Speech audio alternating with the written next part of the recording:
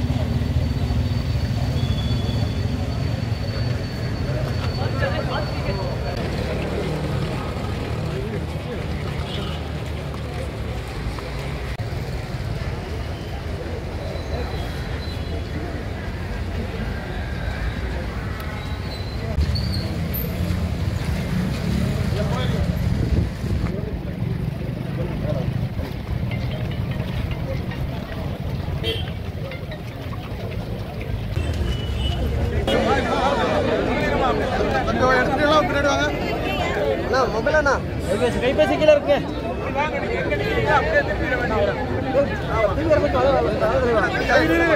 கிருஷ்ணா கொஞ்சம் எடுத்தாச்சு பின்னாடி வாங்கப்பா. முன்னாடி நிக்கிற ஆளுக்கு பின்னாடி